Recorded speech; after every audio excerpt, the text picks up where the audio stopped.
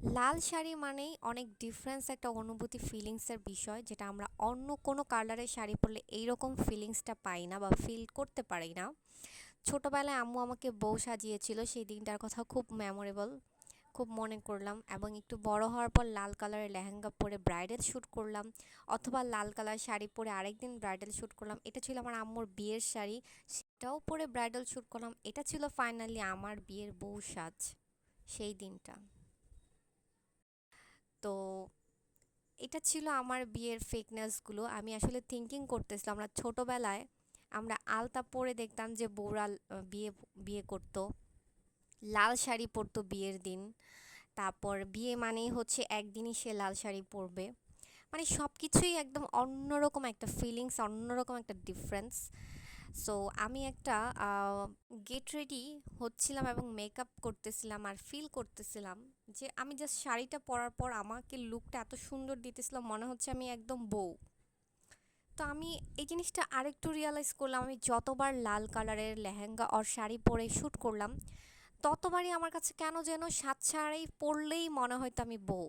মানে আমাকে একটা বউ বউ সাজ, এটা আই থিঙ্ক প্রত্যেকটা মেয়ের জীবনে এরকম, বিকজ একটা সময় ট্রেন্ডেসই ছিল আর কোনো কালার হবে না, শুধু লাল মানে হচ্ছে বিয়ের দিনই পরবে।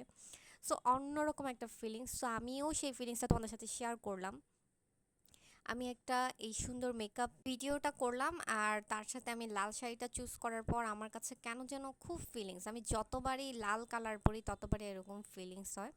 সো তোমাদের সাথে আজকে একটা গেট রেডি শেয়ার করলাম, আমি তার সাথে একটা গর্জিয়াস লুক ক্রিয়েট করেছি, খুব ইজিলি এই লুকটা আমি ক্রিয়েট করেছি, সেটা নেক্সট ডে ভিডিওটা তোমাদের সাথে শেয়ার করব। এটা ছিল আমার ফুল আউটফিট এবং আমার সুন্দর একটা পার্টস রেড কালার, এবং তার সাথে অর্নামেন্টস, কিছু ছোট ছোট অর্নামেন্টস ম্যাচিং করা। সো আমার অল আউটফিট এবং আমার গেট রেডি এবং মেকআপ লুকটা কেমন লেগেছে অবশ্যই লাইক কমেন্ট করে জানাবা। তোমাদেরও কেমন ফিলিংস হয় রেড নিয়ে সেটাও একটু জানাবা।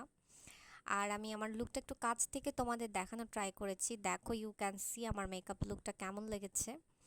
এবং তার সাথে আমার অর্নামেন্টস এবং আমার ফেকনেসগুলো ছিল, আমার বিয়েতে আমি এই ফেকনেসগুলো পরেছিলাম, সেটাই ফিল করতেছিলাম যে একটা সময় আলতা ইউজ করতো সবাই, আর আমরা হচ্ছে এখন ফেকনেস ইউজ করি। একটা সময় রেড শাড়ি শুধু বিয়ের দিন পরতো, আর আমরা এখন অন্য টাইমেও রেড শাড়ি পরি, বা বিয়ের মধ্যে আমরা অনেকেই আছে যে অন্য কালার চুজ করে, আবার অনেকে আছে শুধু আমি এখনও বিয়ের মধ্যে রেড কালার পরি। এখন এক একজনের ফ্যাশনেশন হচ্ছে এক এক রকম।